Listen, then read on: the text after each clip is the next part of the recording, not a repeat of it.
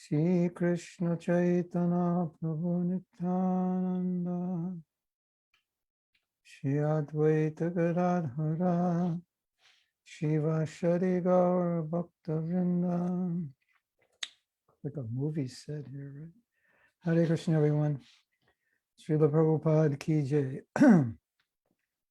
So today's Wednesday. Last class we had was on Monday. And on Monday we talked a lot about how Srila Prabhupada was very, very encouraging. Even when someone did the most insignificant service, he was still very encouraging. And that was because Prabhupada saw the little spark of desire in someone to serve Krishna. And then he would fan that spark by encouraging them. And with that encouragement, they would go forth in their devotional service. I heard a beautiful story yesterday or this morning from Jadharani, who is, you want to see all those pictures in the back? You're wondering, what are those? I didn't notice they were visible last time. So, I have this table in a different position. I don't know. So,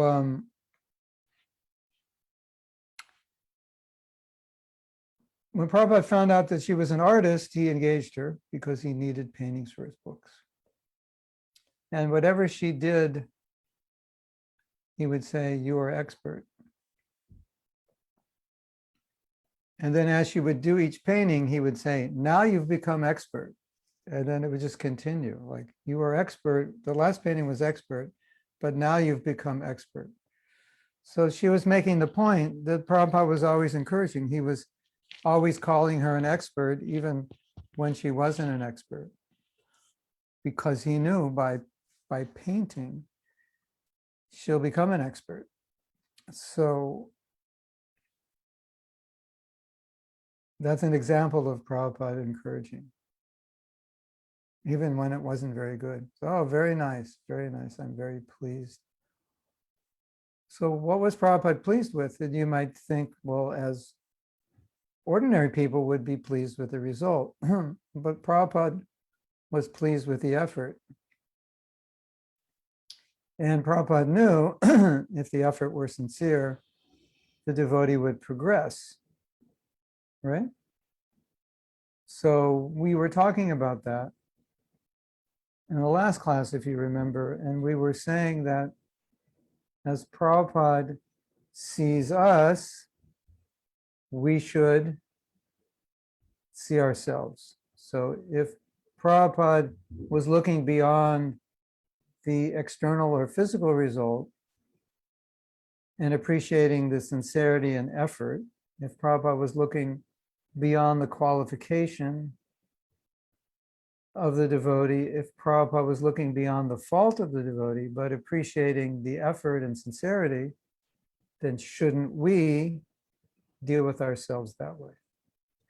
Now, a little bit of a paradox comes in, because when we're reading the songs of Bhaktivinoda Thakura, it doesn't look like he's treating himself that way. And so it almost seems like a contradiction to speak about that mood of treating yourself the way Prabhupada treated you, kindly, enthusiastically, and trying to inspire yourself. It seems contradictory because it doesn't look like Bhaktivinoda Thakur is doing that. But as I've reminded you many, many times, it's because we're not him, and we can't imitate that. And those of you who are watching on Facebook, feel free to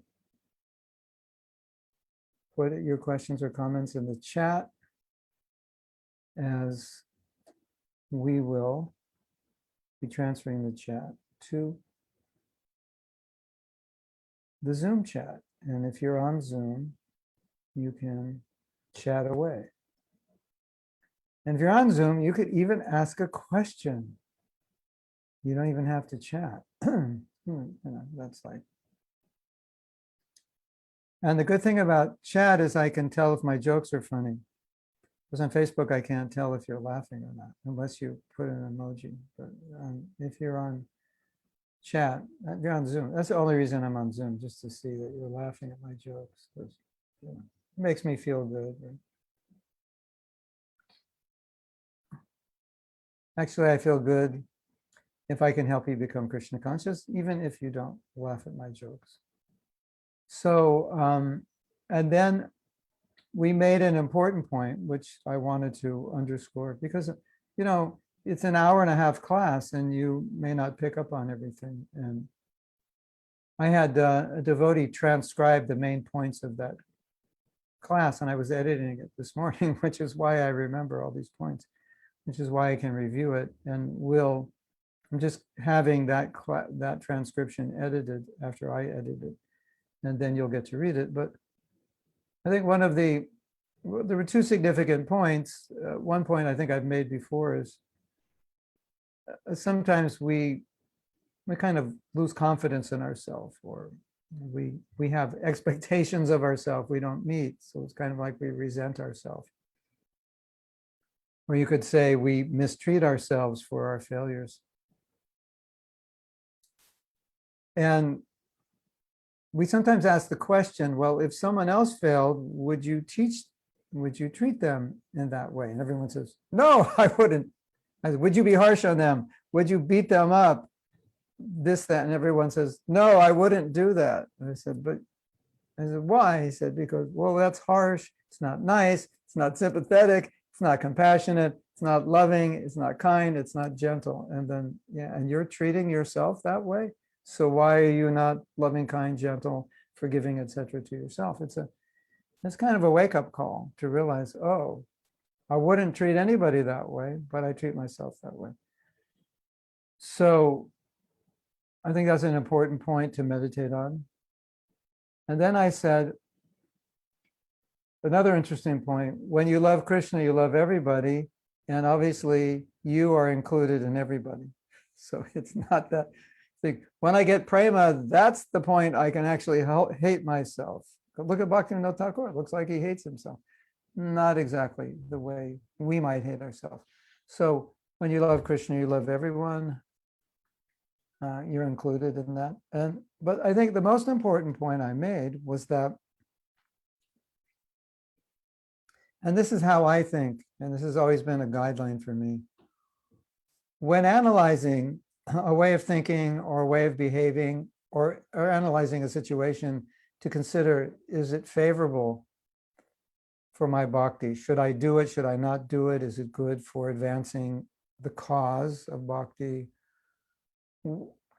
We want to always consider, is this way of thinking, way of believing, this attitude, this action, is it actually going to help me?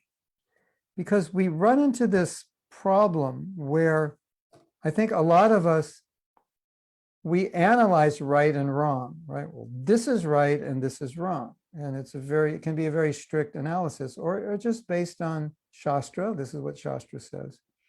So we kind of get it into a compartment. But sometimes, as you probably have experienced or understand, you could do something right that is not helpful for you in the particular stage you are, or you could do something kind of wrong, but it actually helps you. Now, somebody's going to come down on me, and it's going to be on Facebook now, that Mahatma Prabhu said you could do something wrong and it could be helpful, and you could do something right and it could harm you. Now, strictly speaking, that doesn't make sense. But right and wrong is also relative to the individual. So what's wrong for me may be actually good for you. Maybe this sounds strange for me to say it, but I'll say it anyway, just it illustrates. Maybe a bad day for me would be a good day for you.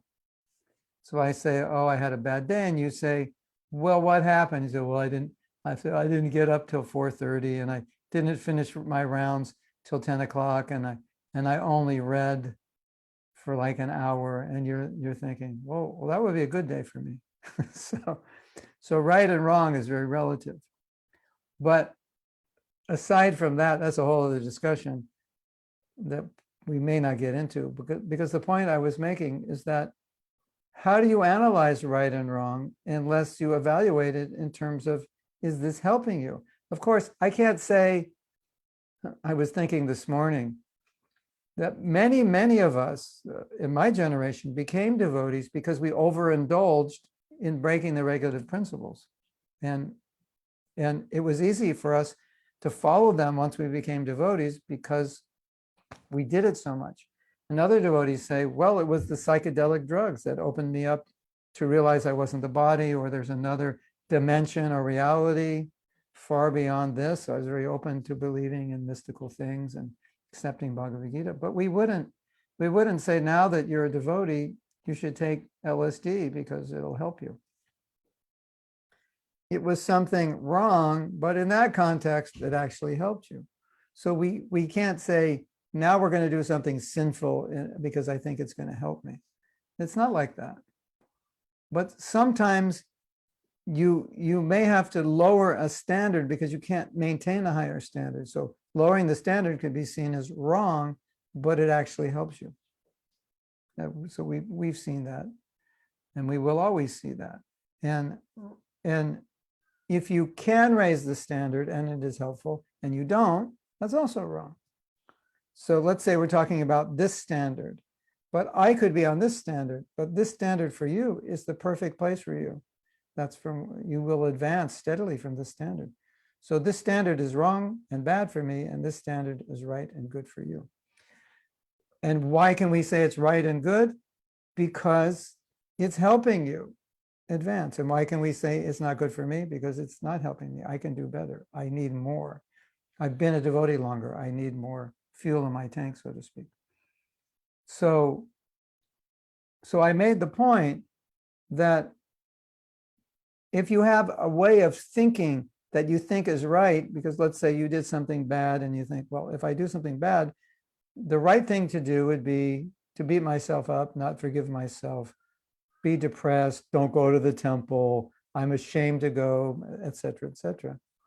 But what's the result of that? It won't help you. Now, if that helps you, okay, great. That helps you, do it. But generally, running away from the temple and the Sangha and beating yourself up doesn't help you. So I think this is really, really important to take into consideration. So you're thinking, okay, I feel I can't forgive myself because of what I did. But then the next question is that helping you in your Krishna consciousness? And if the answer is yes, okay, fine. If the answer is no, then that is now an impediment. Even though your logical mind says, no, I shouldn't forgive myself because what I did was wrong. But now we want to transcend just mundane morality, right and wrong, and logic, and go to the next question: is this helping? Because if it's not helping, it's wrong. And if it's helping, it's right, even though, according to your analysis, may be right and wrong. Now, a lot of us were raised in very rigid right and wrong thinking. So that's why we might think this way. Oh, you have to do everything right. And now I come to Krishna consciousness and I'm learning what's right and I'm learning what's wrong. So then when I don't do something right and or do something wrong, then, which is not doing right, okay, I don't do something right. And then, my little my mind that categorizes right and wrong, that was trained to punish myself when I do something wrong, kicks in. But the point of the class on Monday was, if it kicks in and it doesn't help you, it's just Maya. Even though your logical mind says, no, I should think this way. How could I forgive myself for what I've done? That would be bad. That would be wrong. I'm just going to stay home and cry.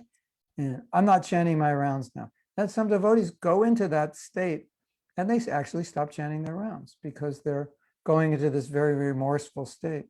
So it may be just a reaction to how we are or how we grew up or whatever, that we need to be right. And if we're wrong, we need to make ourselves bad, because Mama always told me I was bad when I didn't eat all my dinner or I spilled milk on the table. So, there's so many things going on. And so I'm just trying to kind of get through all that and help us understand above all that conditioning or way of thinking and right and wrong, which may make sense on a certain level, there is a transcendental state of right and wrong, which is based upon, is this actually helping you become Krishna conscious? Now, let's take a simple and common example. A lot of you sitting in the audience are not married. And someday you may want to get married. And some of you might think, I don't know, maybe this is not right. Maybe there's something wrong with me that I want to get married. I know many devotees who think that way. And so why were you thinking something's wrong? Well, it's easy to understand. If you've gone to enough Bhagavatam classes, especially in 1972, you would definitely think it's wrong.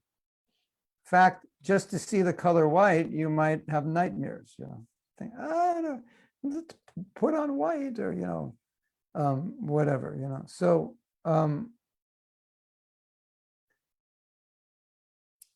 but the question is it going to help you? Should I get married? Okay, can you answer this question? Is it going to help you? If the answer is, or is it going to harm you to stay single? Is that going to be bad for you? Is it going to help you to be married? This is how we understand it. I just heard a story this morning. And the story was, Prabhupada met a disciple who donated a lot of money to him, helped him. Her name is Lega Sharbanti. She helped purchase the Detroit temple. And I heard the story from her husband. She went to meet Prabhupada in India. Obviously Prabhupada was so pleased with her because she helped so much. And she also gave, prior to giving half the money for that building, she gave Prabhupada $50,000. She inherited a fair amount of money. And she ended up basically donating all of it. So Prabhupada was very moved and impressed. And he said, do you want to get married? She probably, I don't know how old she was, maybe 23. So I don't think she was thinking about getting married. And she just said, I don't know. And Prabhupada laughed and he said, every girl wants to get married. So, you ladies might be thinking, getting married, I don't know, that's like, I'm really fallen if I do that. And, what if I forget Krishna? So we can go into this thinking, right? This mind thinking. But the only question you have to ask yourself is this going to help me? If the answer is no, don't do it. If the answer is yes, do it. Of course, you may not know if it's going to help you or not, but you can discuss it with more experienced devotees. So I never saw Prabhupada upset about someone getting married, even sannyasis giving up sannyas. He was like, okay, if this is what you need, then for you, this is good. That was it. Finished. And I think you know that because I've mentioned that before.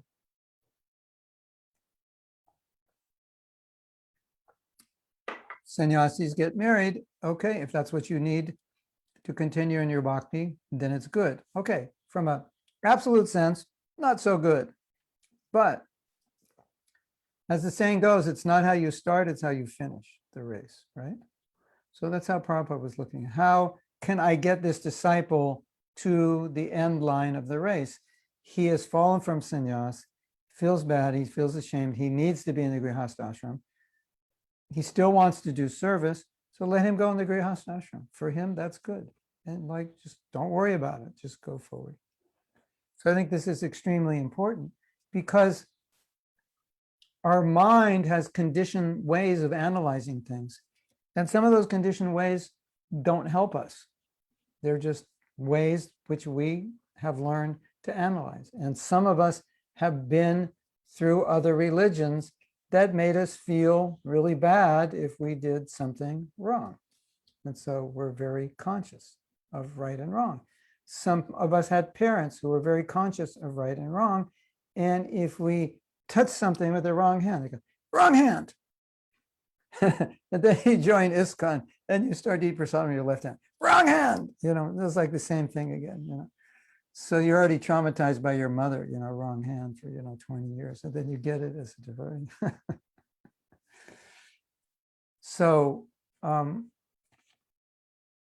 we're going to do so many things wrong because we're learning.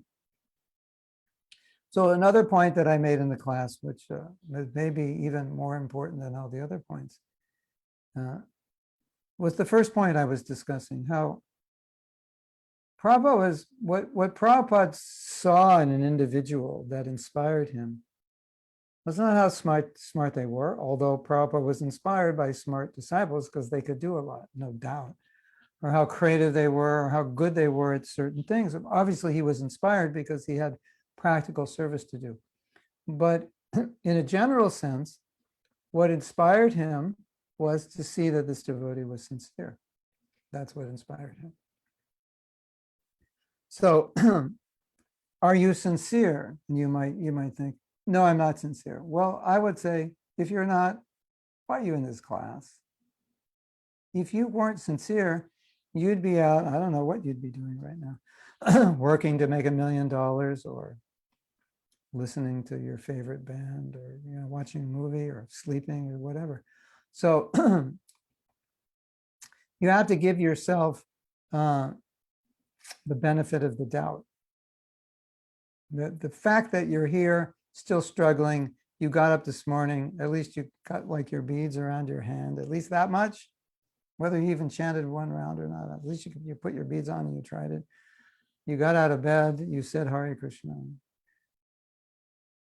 There's some sincerity there. So that's what Prabhupada saw that was inspiring, because he understood where there's sincerity, there will be progress, there will be advancement. So,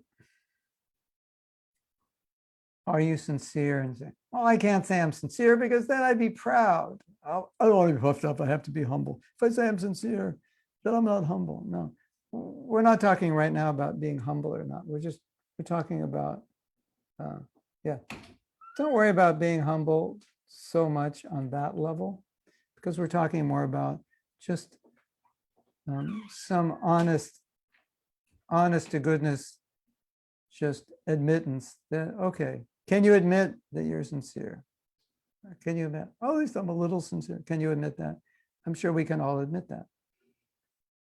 And that's what Prabhupada saw, and that's why he didn't give up on us.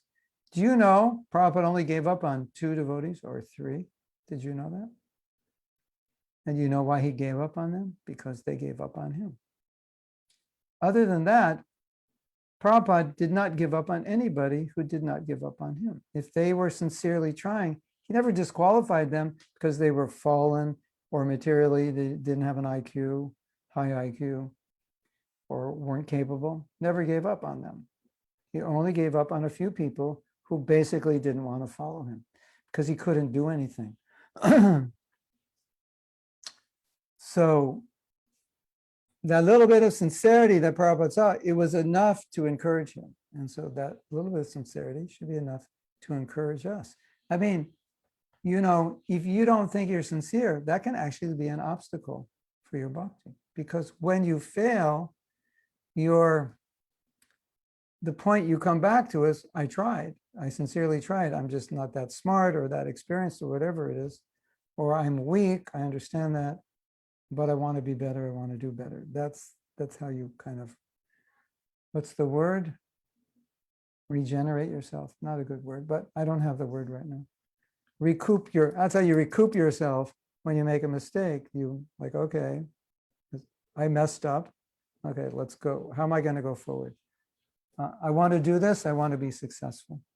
So that's how Prabhupada accepted us. And so the essence of the class on Monday was, if that was good enough for Prabhupada, don't you think you should treat yourself the way? Shouldn't we treat ourselves the way Prabhupada treated us? Shouldn't we see ourselves the way he sees us? Because his vision is way better than ours. Isn't it? You agree? Like, see my, I mean, it's easy to understand if I say, how should I see other people? Well, see other people like you see Prabhupada. Like Prabhupada sees them. Yeah, okay, that makes total sense, right? How should I see myself? See yourself like Prabhupada sees you. Really? It's okay, I could do that? You mean when I make a mistake, I can't get a hammer and beat my head 100 times? Not unless Prabhupada did. Don't do it. Of course, Prabhupada did. If you made a huge blunder and he was trying to educate you, he would beat you with his words. But he wasn't beating you, he was beating your actions and making you realize that was the wrong thing to do. So, but he wasn't beating your self-esteem down. That's a different thing. We often do that to ourselves. So that is a summary of Monday's class, remembered well by me because I read the transcript a few hours ago. So now we have a couple comments.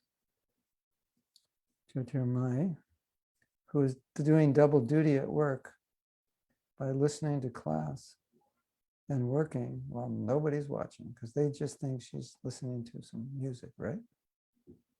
They have no idea. So you can't laugh or anything because then they'll go, well, that must have been a funny song, huh? I made her laugh. Now she's going to get in trouble. Actually, what your company's supposed to do is they're supposed to stop every day and everyone listen to the class, right? That's what they should be doing. Someday you'll convince them, right? When I come to Italy, you can invite me to your company. And if they like me, then they'll listen to class. Okay, so Jyotirmai says, isn't it that we realize that something wrong helped us to advance? Once this is past, we have become sufficiently detached to see the positive aspect of it. Yeah. So, but the point is, yeah, if you could, I think there's positivity. All right, let me say this the way it should be said. If I want to advance in Krishna consciousness, I can make anything positive, even the worst of the worst, right? So let's say you have to go visit your mother and your mother drives you crazy and you get in a big fight and this and that. And then after about 3 days, you start thinking, this is crazy. I'm a devotee. I'm supposed to be kind. I'm supposed to be tolerant. I'm acting just like worse than an ordinary person. And then because you're trying to be Krishna conscious, that situation ends up spinning you around, and now you become a more tolerant person than you've ever been. So for a devotee, everything will get spun around in the proper direction. Even if the devotee goes south, they'll always end up going north. That because they can't stay south. It's against their mentality and nature, right? But at the same time, the point I was making is there may be, okay, so let's say we'll use this example. And I'm not saying she argues with her mother. We're just using her as an example because maybe she does. Yeah, everyone has arguments with their mother, but I think sometimes it does happen to devotees sometimes because we're used to this very sattvic environment. And then when we go visit our relatives, television is on and they're talking about so many things and that actually disturbs us. And sometimes we're like, I can't take it. Get me out of it. Turn on that TV. Stop eating meat. I can't stay, So sometimes these things happen to us, It's understandable, right? Isn't it? Unless your parents are devotees like Nidhi, she's fortunate. At least part of her family is. Pretty soon, all of them, right? Just a matter of time. So you go through this, and then at some point you catch yourself and say, this is crazy. And this happens in marriages also, like so many years I haven't been nice to my husband, my wife, I'm a devotee, this is wrong. So the bad does help us. But if Jyotirmai thinks, well, I had this problem with my mother and we had these big fights and it really helped me. So I'm just going to look for someone else to fight with, because it seems like this fighting stuff really helps. So that's, you don't want to take it. It's like saying, LSD. That's why I became a devotee. If I didn't take LSD, I never would have become a devotee. When I became a devotee, I was quite young, but I was really just kind of full of material life. Like I didn't feel I needed anymore. Like I felt like I had lived 100 years already, like all the sense gratification I could ever want. I got it in like the first 18 years of my life. And so that worked for me. But if I think now, well, actually that worked for me when I was 18, I should go out and, just like let loose now, do the same things I was doing then. That's not going to work, right? So that would be a mistake. So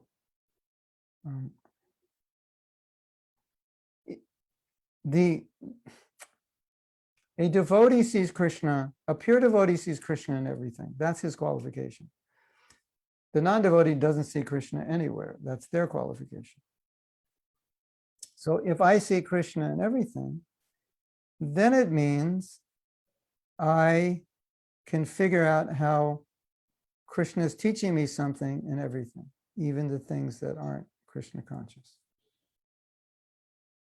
So in that sense, everything wrong becomes right. So there's nothing wrong in the broader sense. If I'm trying to become Krishna conscious, there's nothing wrong.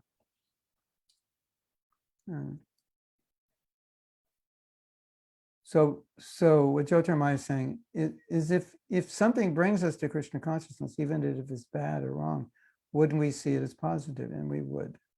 It's just not necessarily would we do it again that same way. Because now, once you learn the lesson, then to go back to it would be a mistake, right?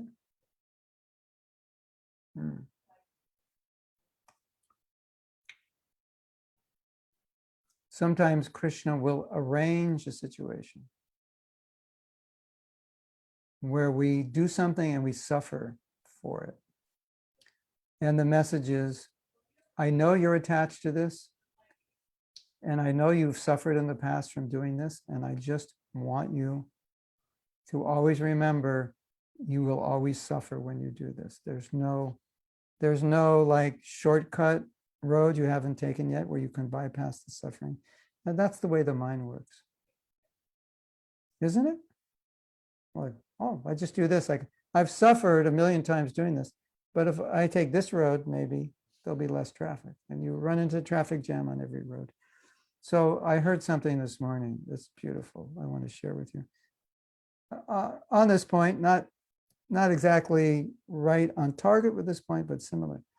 So Prabhupada was on a morning walk, and there was a big ship being pulled in and by a tugboat. And the tugboats are very small. The tugboat looks like an ant compared to the ship, doesn't it? It's like, it's like this. How's this little ship? This little tugboat's pulling in this huge ship. What's going on? So when Prabhupada saw it, as often Prabhupada did, is he would see things and he would comment on what he was seeing. He said, you see that little boat? It's pulling that big ship. He said, how is it pulling the big ship? The big ship has turned its engine off. And now the little ship with the engine on can pull the big ship. And he said, in the same way, if you turn your Krishna consciousness off, then Maya can just drag you. When your Krishna conscious engine is off, you'll get dragged.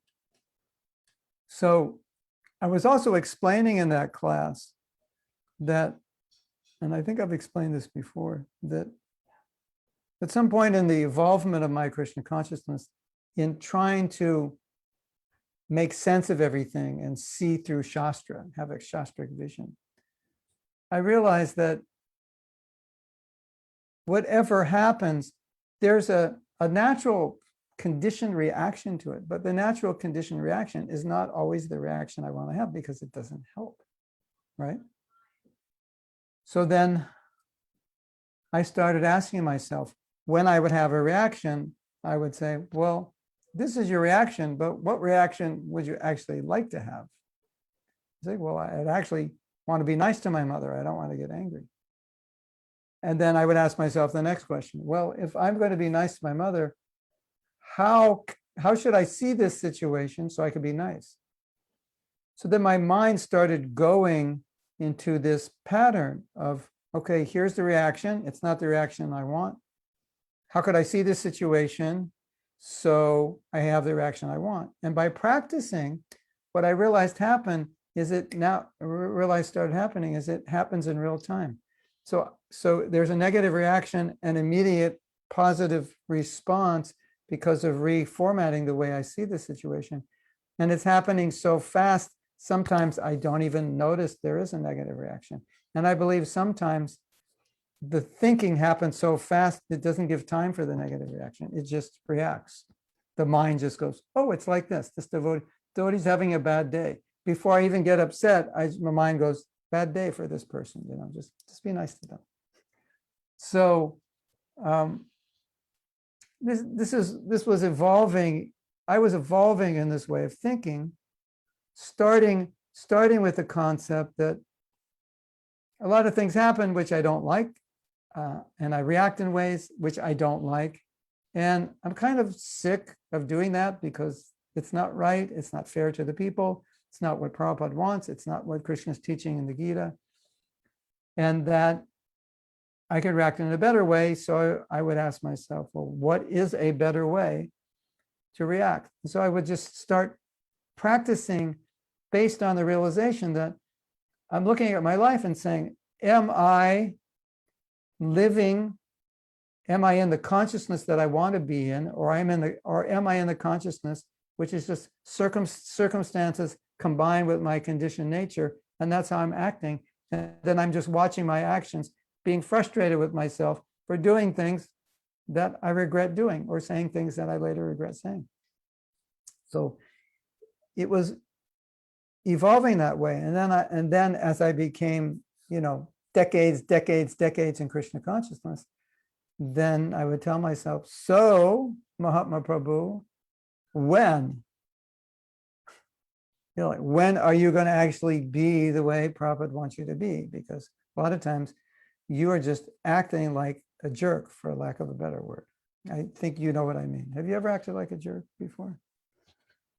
Yeah, we know. Just like kind of, what it means to be a jerk. You don't care about anyone or anything. You're just like a thunderbolt combined with a hurricane, and watch out, here she comes, or here he comes. And okay, Prabhupada is teaching us, be perfect, lady and gentlemen. He's teaching us to be sattvic, be clean, be pure, be compassionate, etc. So it's like, okay, Mahatma Das, when are you going to become that way? And then so my thinking process was, well, if not today, probably never. So I could always, when are you going to become that way? Let me put on the calendar. How about 6 weeks? In the afternoon, I can start. That's the way the mind thinks, right? You ever think like that? I need to be forgiving. Maybe I could start next year. Well, I didn't follow this year's resolution, so we'll wait till next January. I got, months, No. So I was conditioning my mind to think, okay, well, if you don't do it now, you're just going to suffer. So, and you can do it. You have to understand you can do it. But some practice is going to be there. Some reconditioning is going to be there. So what I found is I got my mind to the point where it was like a camera, automatic focus. So out of focus was the bad reaction, and it would kind of like my mind would automatically focus so I could have the right reaction. And then I can't say I'm perfect. If I did say I'm perfect, you would think something's wrong with me. But I can't say I perfectly do this all the time. But it's starting to become more and more natural as a way that I see things. And the original point was because I want to train my mind to see things in a Krishna conscious way and become dissatisfied when I don't. And in that dissatisfaction, I ask myself, is there another way to see this other than the way you're seeing it? It's such a simple question. This question could have this question could solve so many relationship problems. You just like can't imagine. When you're ever having a relationship problem, ask yourself this question. Could this mean something other than what I think it means? You said this and you did this and you didn't apologize. And you could tell me that. Say, stop. Could it mean something else? Like maybe I don't have all the information, or maybe it's not exactly what I think it is. That question can save you. Save you. Or just in life and ordinary affairs, just what's going on outside of you. You know, have you ever seen a devotee? Maybe you've had this experience, like something bad happens. Krishna doesn't love me. He's showing me that I'm a nonsense. Okay, could it mean anything else? Could it possibly mean Krishna doesn't hate you? I don't really think that he has the capacity to hate you. I don't think he hates anybody. Maybe Hiranyakashipu, but, and Mr. Nair maybe, but for us who are trying to be devotees, I don't think so. So, you know, when your mind is going to a place where it's becoming difficult for you to function at a high level of Krishna consciousness, or just emotionally at a high level, ask the question, could this mean something else? Could it mean my mother actually loves me? That's why she's bothering me all the time. And the answer is yes, that's why she bothers you, because she loves you. She didn't love you. If she didn't love you, she wouldn't care about you and she wouldn't bother you about anything, right? As the other 8 billion people in the world, they don't bother you because they don't love you. So so this is how I started training myself. And as I've said before in other classes, when you train yourself to think a certain way and act a certain way, and you do it consistently, at some point you realize, you wake up one day and you realize, actually, I just do this now naturally. It's actually a habit. And it wouldn't be nice to have Krishna conscious habits just like working all the time. You don't even have to think about it. It's just, you know, someone says you are a horrible person, and you just take it in a very humble way. Say, I'm sorry, Prabhu, if I offended you, you know, please forgive me. That you just respond that way. That's like normal, natural. That's your habitual way to respond. That would be amazing, right? So that's my answer to that question, which has probably generated some more questions. So I sent some of you a movie on trauma, and it was very eye-opening because I'll just give a summary on it. It's a basic principle, but the movie was saying that when people grow up, they have certain experiences that kind of indent, make the samskar in their consciousness. And then as adults, they have difficulty dealing with certain things. And it's because that they had a problem when they were younger and they're still dealing with that problem. So it doesn't have to be trauma per se, but it can be so many things. And that's kind of, I think we understand that to one degree, samskara conditioning. This movie just took it to the level of showing practical examples of what people had to go through who had difficult childhoods. But the interesting thing is that this doctor said, it doesn't mean you've gone through difficulty if you have trauma. It just means your response was, you had trauma in your response. You know, and they gave the example of one guy who had a very great family and his parents spoiled him. And they just bought him things and gave him whatever he wanted, but they never gave him a relationship. They replaced the relationship with things, and he was traumatized because he never had a close relationship with his parents. So it may not be traumatic externally, but traumatic internally.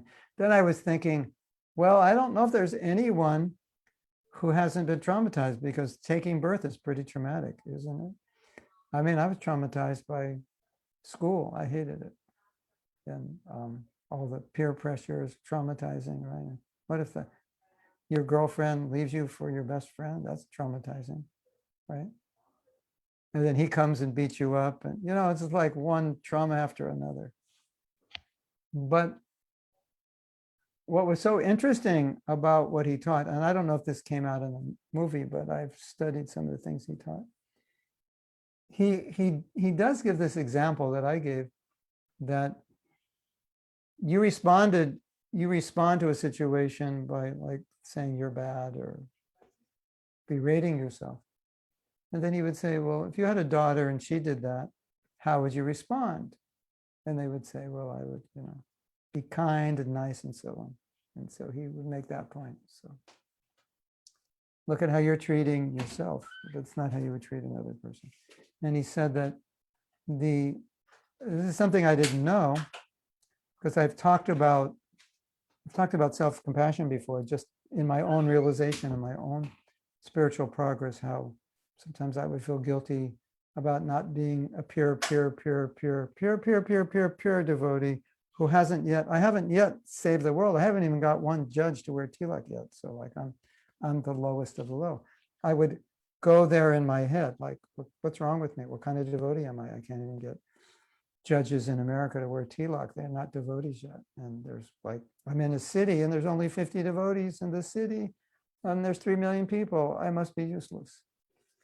So, and then he was saying the actual cure for that is self-compassion.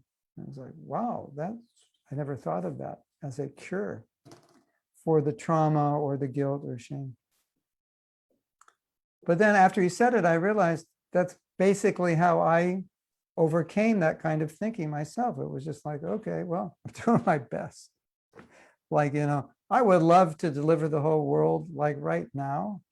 Maybe we could have 8 billion people on this Zoom class, but it's going to take a little work and a little more purity on my part, but doing my best. And that's how I resolved it. And I was like, oh, that's so interesting. It was a natural thought process.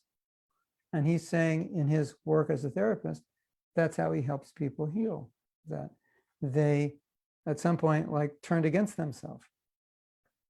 And it's really, this discussion is so important. And some people may say, why are you talking about all this stuff? It seems like this is like kind of going away from Krishna consciousness. But the reason I talk about it is because I see that so many devotees, very advanced devotees, go through this because we want to be pure devotees and we're not. And we want to save the world and we haven't. And it's very easy just to think like, what is my value? Prabhupada gave me so much. And what am I doing? I'm not doing much. So it's a natural way of thinking. But it's not exactly the way Prabhupada wanted us to think. And because a lot of us will tend to think this way, or maybe all of us to some degree will think this way, we need to understand that we need a little more self-acceptance. Okay, you're doing your best. What can you do? Come back and let's move on and let's spread this movement in spite of all your lackings. There's people waiting for you on every street corner for you to go out there and show them a book or bring Harinam or do a class. They're waiting for you on every street corner and every mobile device. That's where they're waiting. And so let's do it. So that's what I found so interesting about how self-compassion is a healing. And the other thing he said, which is really, really important, and I may have talked about it in another class, was the shutting down of emotion. And if you know anything about psychology, you shut down emotions when you don't know how to handle them. So what if you become a devotee and you fail? Like, not what if. What do you do when you become a devotee and fail? Because you will fail. And I don't want to guarantee you, but I am guaranteeing you. Not your fault, but you will fail in some way. And in your chart of what is failure and what is success, you may feel you're failing every day. So how are you going to deal with that? What are you going to do? that's why I talk about this, because this is so real. And so what a lot of us do, I don't know about women, I can't speak on women, but I think women also do this in some ways. If you feel that you've failed, let's say you feel you failed your guru, or you failed yourself, or you failed your family, it's such a painful emotion that a lot of people don't know how to deal with it, so they just repress it. They have to turn it off because it's like, and pretend like, well, nothing happened. I'm fine, everything's great. So I think a lot of us, maybe more so men, do that because there are a lot of painful failure emotions going on in our head, because we're always failing. We're not pure devotees. So in that sense, we think we're failing. And it's hard to deal with. And so one way to deal with it is just turn it off. I can only speak for men, but young men who become devotees, generally we're not, in the West, obviously we're not raised to be celibate. And so they have a really difficult time being celibate. It's a real challenge. And sometimes in their efforts to be celibate, they fail. The failure may just be in thoughts, or it may be in actions, but we'll just talk about thoughts. But they're living the life of brahmacharis, but they're failing in thoughts. That's a hard emotion to deal with. One way to deal with it is just turn it off, because you don't know what to do with it and how to deal with it, because it's so difficult. And I think this is quite common amongst many devotees and many non-devotees. And so when you don't know how to deal with it, you just kind of turn it off. You don't speak about it, you isolate, and you kind of think you're the only one in the world who has the problem, isn't it? And that's why being able to talk about these things, being a little more self-compassionate, being able to face the emotions and process it without killing yourself is important, because every one of us who becomes a devotee, we're restraining ourselves from doing things we used to do. And naturally, when you restrain, you think about them. And naturally, sometimes you think about them a lot. And sometimes you actually do them. How do you feel? Not so good. If we don't learn how to process those feelings, and if we don't learn how to deal with that guilt and shame in a healthy way, and be able to go on day in and day out enthusiastically in spite of all that, we're going to have trouble, which is why I'm spending so much time talking about this, because it's a real issue, and it's a common problem. Every young man who lives in a temple has to practice celibacy. Everyone who gets initiated is supposed to, as best they can. Yeah, that is difficult, isn't it?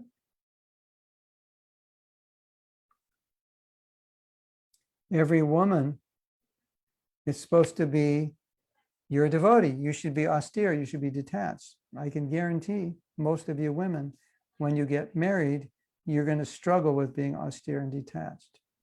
You're going to be thinking about your house a lot, and what you can put where and what you can buy. And you're going to start working and have money and buying clothes and feeling all kinds of guilt and shame for doing those things, which from the world of the external world, I see very few devotees who live lavishly, but they just think they live lavishly because as brahmacharinis, they didn't even have a bed. So now if they put a bed in their apartment, it's like, oh my God, I'm in Maya. Isn't it? Something like that. So there's like so many ways that you can feel like you're failing. Isn't it? I mean, you could imagine, sannyasi falling. That's like obvious. But there are a lot of little things that we feel we're failing at, and you're not really failing, or they're just normal. So I was just struck by this teacher, Gabor Mate, who said, self-compassion is the emotion that you can face that will heal the other emotions that you're running away from. And the other thing he said, and I've talked about this This got me so fired up listening to him talk about it, because I talked about the same things, which were just based on my experience. It wasn't like, I'm reading all these books. Mahatma's reading all these books on psychology. He doesn't read Bhagavatam. He's not quoting Shastra. We have to save him. No, as most of you know, most of what I teach is all filtered through my own experience and realization, because I feel that's the most relevant. So he started talking about intuition, and he was saying something that I've seen also, which is important for us to understand, that if you can't deal with it, you fail and you can't deal with that emotion, you shut down. But he said, when you shut down, you lose yourself, because you shut down your intuition. So I've seen this happen with devotees, because I'm just a new devotee. I'm a fool. What do I know? And then I get a gut feeling about something and I ignore it because I'm just a fool and a new devotee. So what do I know? Have you been there, done that before? Yeah. Which sometimes could be true. I'm a fool, I don't know anything. That part, yeah, when you're a new devotee, it's partially true, but you're a human being with super soul in you who gives you intelligence. Also, that's there also.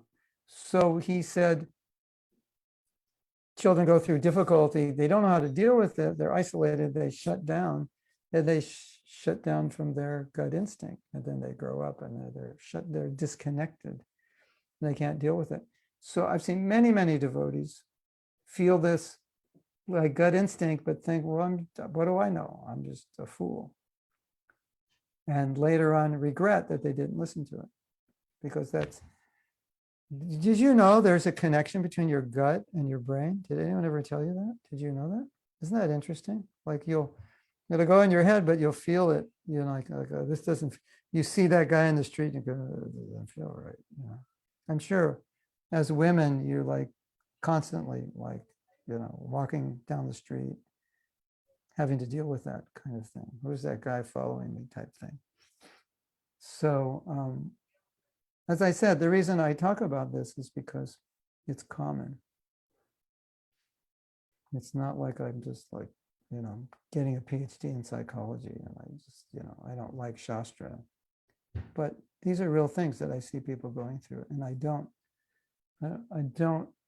and I understand that as young devotees, it may be difficult to kind of traverse through this and understand what is the right way of thinking. And that's why I said, I think one of the most important things is, if it helps you become Krishna conscious, then generally speaking, if it's not something against our principles, you can be pretty sure that that's something I should do, right?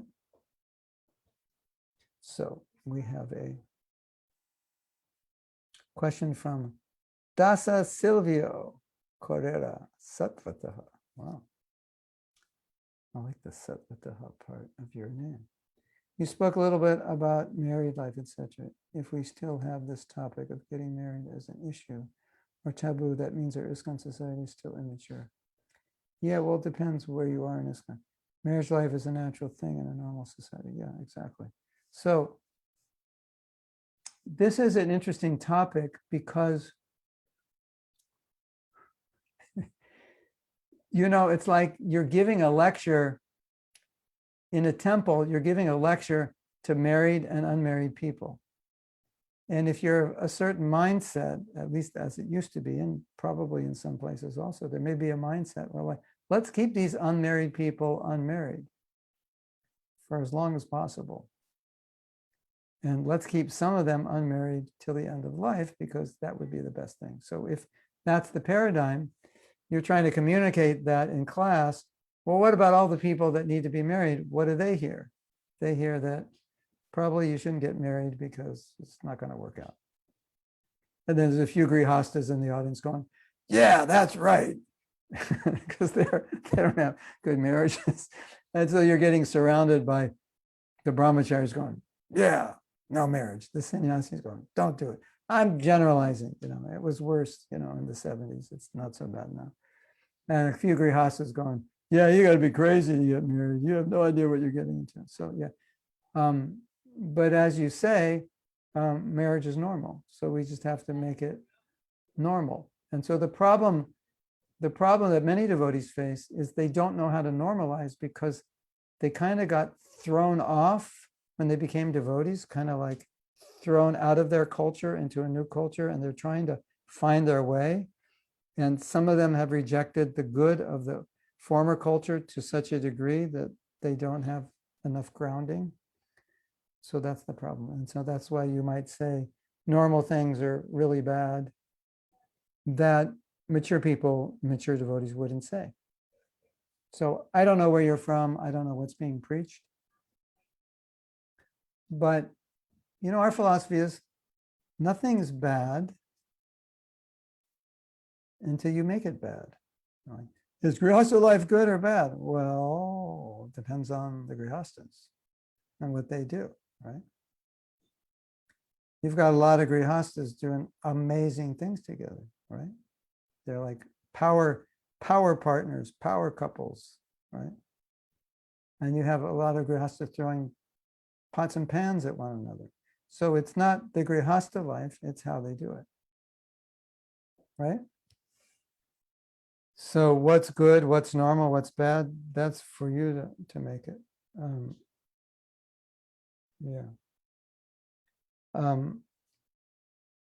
I often say, brahmachari life is abnormal.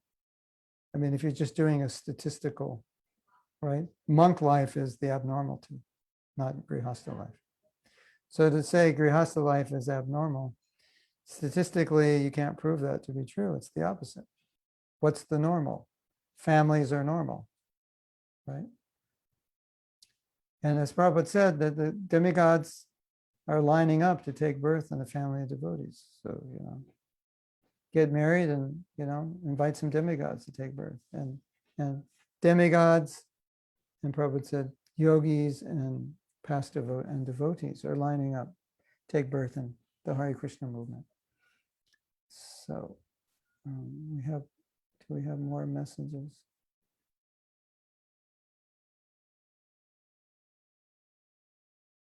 Let me go back.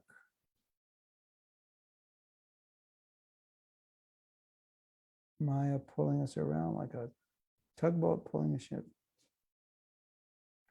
Do we have any pastime related to self-compassion?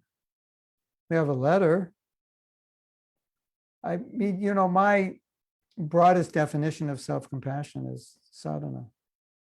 You're taking care of yourself every morning. So,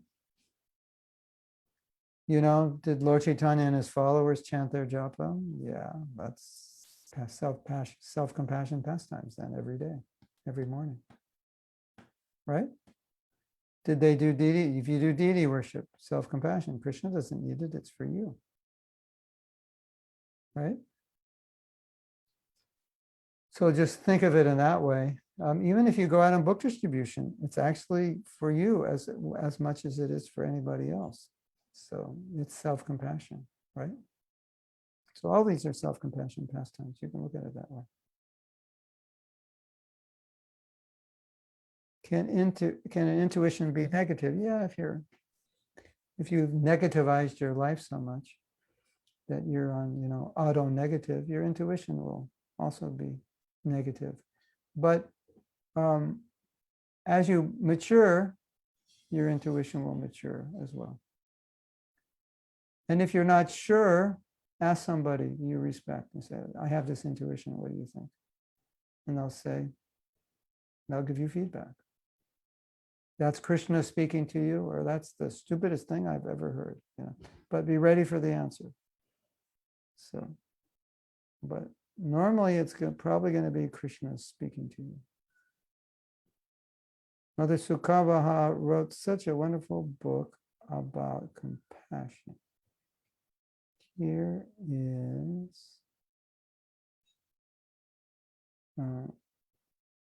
it is. Maybe someone will find it helpful. Yes. You can all read that book. She has written that book for similar reasons that I speak about such things. There's observing certain needs in the day. The brain is in our gut, yeah.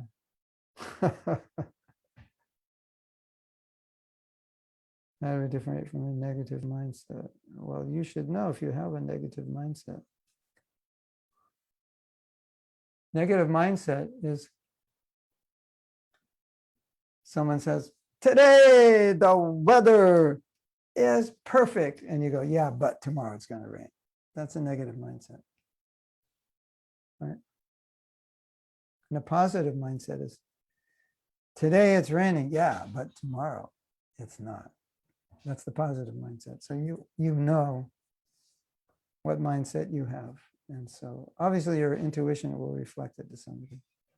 Sardiya says, one senior brahmachari told me that one sannyasi told him that if he would get married, that he would personally come and drag him out of the sacrifice. So he decided to remain a brahmachari. Wow. Tell that brahmachari, say, why don't you test him and see if he actually does it? That would be a way to get that sannyasi to come to where that brahmachari is and say, I'm getting married, and as you said, you're going to pull me out. So you have 2 weeks to pull me out. And then when he comes, you go, well, that was just a joke. I'm not getting married, but we wanted you to come here.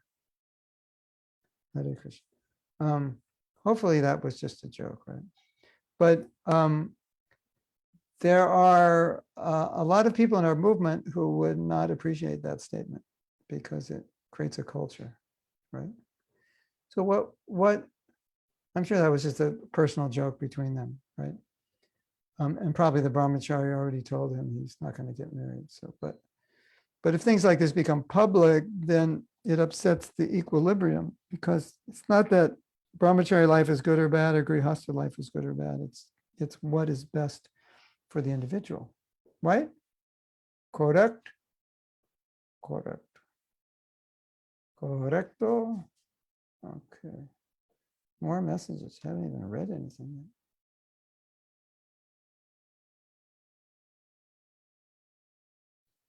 So Sardiya is saying, the brahmachari ashram and sannyasa ashram seem to be a goal. Yeah, for some. It's I just saw this Buddhist monk speak, and he said, we have this program where you can come and live like a monk for a month. And then you go there, you shave your head, you put on robes, you live in a tent, you get one bowl for your food. I think they give you some fire to cook. You do the meditation, you live exactly like a monk for a month. So I think that's maybe more appropriate. Monk for a month, monk for a year, monk for a week. If you have that, then it's obvious there's a difference between the monks living full-time and the monks living for a week or a month. So yeah, monk life is good. If I were God, one of my famous if I were God statements, this is what I would do. No. If I were in charge of ISKCON, I would want everyone to live in an ashram, at least for a month, because you learn so much in the ashram. And it's like all my old friends, right? All of us, our age, we all grew up in ashrams. Like very rare that someone didn't live in an ashram.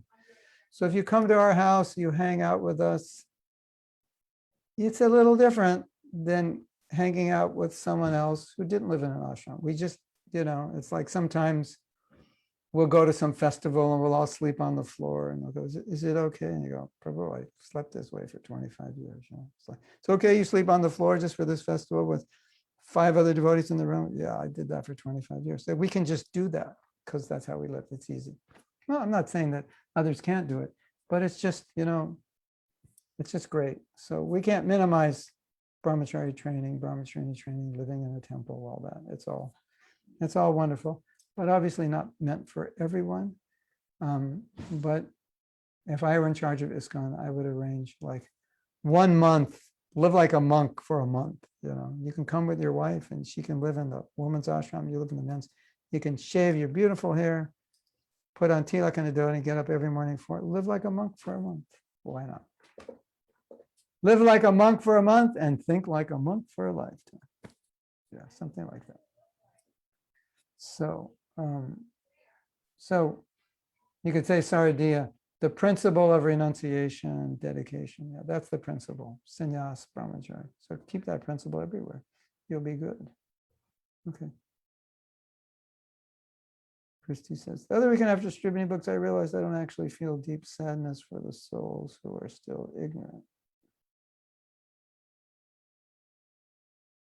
And choose a lifestyle of using substances, prioritizing enjoyment, etc. I still think I respect their life choices, but that doesn't seem to be right. You can respect the right that they have independence to make bad decisions, but you should be like Prabhupada, who felt really bad when he saw their lives and wanted to do something. When he saw them misusing their independence, he was very, very, very, very, very sad. So you should be sad, right? You can respect them because we respect all living entities. You have a right to do whatever, but it's sad that you're misusing your independence, right? Is that okay? Live like a monk for a month and think like a monk for a lifetime. T-shirt quote. Okay, send it to me. Our next T-shirt. Okay, that looks like all the comments. Oh. Nadia says, wait. I think I missed some.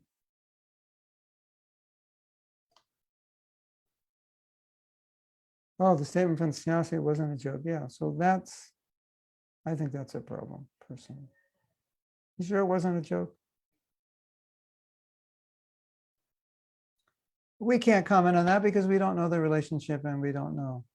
And maybe that brahmachari told him he's never going to get married. And he said, well, if you do, I'll save you. Like, I mean, if it's between them, it's one thing. If it's, public and in class, and any of you brahmacharis get married, I'm going to come to your wedding and pull you out before you throw the grains. That would obviously be a problem, and I doubt anyone would say that. Okay, so we have more, but I don't know how to get there. Oh. Nadia says, I have a negative mindset, no matter what good happens. Or if some nice ideas or inspiration come, I always have same response. What's the point if everything is going to die? Yeah, I used to think like that before I became a devotee. That's what made me a devotee.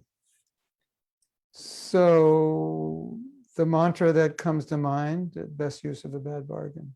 Yeah, so everything's going to die. Everyone's going to die. So I'm just going to sit here and fast to death, because what's the point of doing everything? The point of doing everything is Prabhupada came and started a mission, and he wants us to help him. And he appreciates it. And he wants to bring everyone back to Godhead. That's the point. Now, if you're not a devotee, yeah, that makes sense. What's the point of anything? Just everything's going to die. What's the point? You have a good time. Go to the movies, go to the concert, go to the restaurant. What's the point? You're going to die anyway. That is the point. You're not doing anything to become deathless. So there's no point. But now that you're a devotee, everything has a point. And the point is to save the world. I was just talking to another devotee. We're strategizing some ways to increase the effectiveness of programs. And I gave a list of a few ways that they could be better. And I said, the last one is to be a pure devotee. And she said, well, that's the hardest one. And I said, yeah, and it's the most important. So Nadia, your job is to become a pure devotee so you can make other pure devotees. And as I always said, don't go back to Godhead alone. So that's the mood. Otherwise, what you say is true. Everyone's going to die. What's the point? Why do anything? Yeah. Everyone, quit your jobs, because you're all going to die anyway. Quit your jobs. You don't have any money. You just live on the street like a sadhu, fast till death. Sounds good. Why not? Because we have a mission. That's why not. Yeah. And even if you're not a devotee, then Prabhupada would say, no, but utilize your life in devotional service. So you don't want to just die because your life would be wasted. Utilize your life in devotional service, and then you'll never die. I heard a story yesterday. One man said to Prabhupada, said, you say your devotees are deathless, but I see that they die. Prabhupada said, it's like you go to sleep, close your eyes, and then you wake up. And he meant, and you wake up in Vaikuntha. They don't die. It looks like they die, but they don't. So, Nadia, you're just going to die, but when you wake up, you're going to be in the spiritual world. So, okay. So Nadia, why don't you do something useful before you die and put up the verse, the last verse we read. Okay. And now your life is perfect. You're using it in Krishna's service. So you have to put it up on Facebook and you'll have to put it up on Zoom. And I also have it. I can read it before it comes up. As I remember, it was number 6.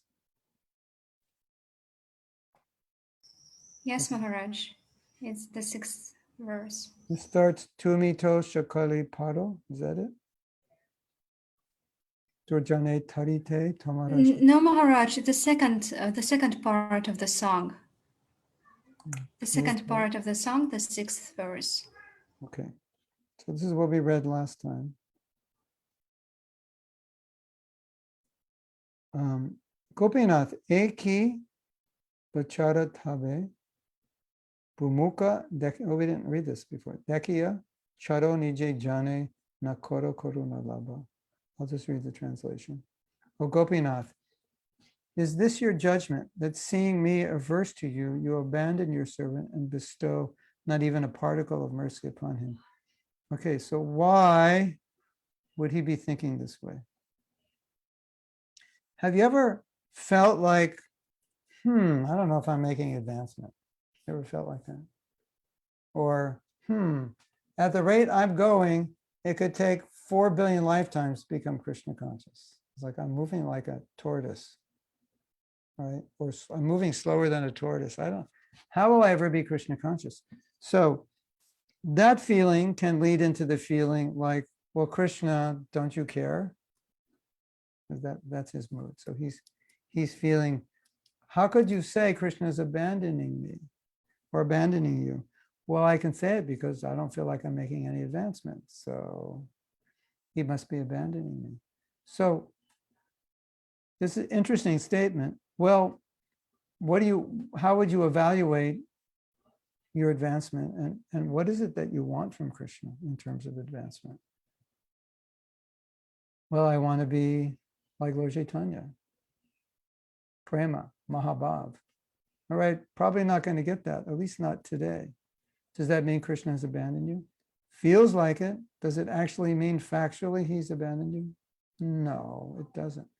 So it's a feeling that, Krishna, why aren't you giving me mercy? Because, I don't have prema, so you must not be giving me mercy because you only get prema by mercy. You can't get it any other way. And I'm trying to get it, and I don't have it, and I can only get it if you give it. So you must not like me. Or what does he say?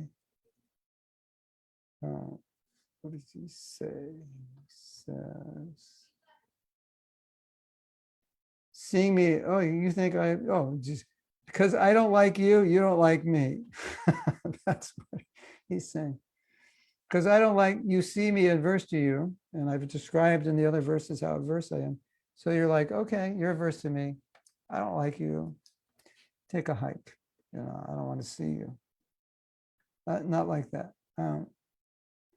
So why do I feel I don't have a particle of mercy? Look at me, my wretched condition. If I had some mercy, that would be like, I'd actually like to hear and chant, and I'd be a better person in so many things. And I would be crying every time I chant, and every time I chant, I tend to fall asleep. So just look at me.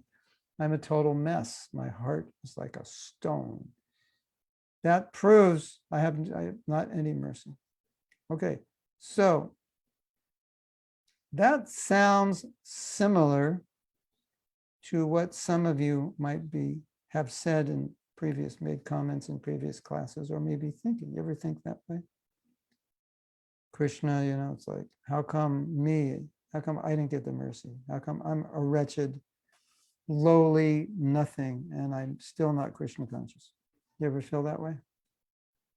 Something's wrong here in the system, Krishna, I served you. I went on book distribution yesterday, and still I'm a mess. What's going on here? So again, we're looking at this from the perspective of a pure devotee. So we have to bring it down to earth and make sense out of it. Are you ready to make sense out of it? Otherwise, we'll try to imitate his feeling and it'll just work against us. So, as you know, from your own experience trying to be Krishna conscious, it's a constant effort, isn't it? Like if you slacken, what happens? As soon as you slacken, you are in big trouble, isn't it? It's like the whole world is like a motion picture of Maya, and all the monsters are trying to grab you. And as soon as you slacken your devotional service, you get grabbed, isn't it? And pulled. And then we might be thinking, Krishna, I chanted my rounds today. Why are you doing this to me? I'm like so weak. I give in to temptation. And then Krishna says, it's one of my plays, right? What's Krishna going to tell you when you say this? And Krishna is going to say, you lazy bum, or something like that. He may not say it exactly that way, but you lazy bum, you want everything served out on you spoiled brat. You want everything served out on a silver plate. You don't want to do anything. Well, it's not like that. I'm going to make you work. You want love of Godhead, I'll make you work for it so you appreciate it. You don't take it cheaply. You've forgotten me for millions of lives and you want just like everything on a silver platter in this life. And so you can just lay in bed and, get an injection of Krishna consciousness. Doesn't work like that. That's what Krishna would say in so many, but he would say it eloquently and not so sarcastically and in Sanskrit. And so, but that's basically what he would say. And as Prabhupada said, it's not cheap. God is not cheap. So what we have to understand, or we should understand, or I'd like you to understand, is that it has to be this way, is for our benefit, right? And this is the way we will make advancement because Krishna makes it hard. It will cause us to push, keep trying.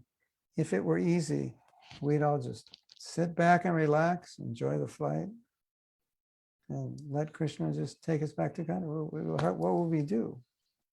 Right? But because it's not easy, we're always on our toes. It's like a war. You can't just go to sleep. So Krishna designed it that way because it's the best thing for us, and that's what we need.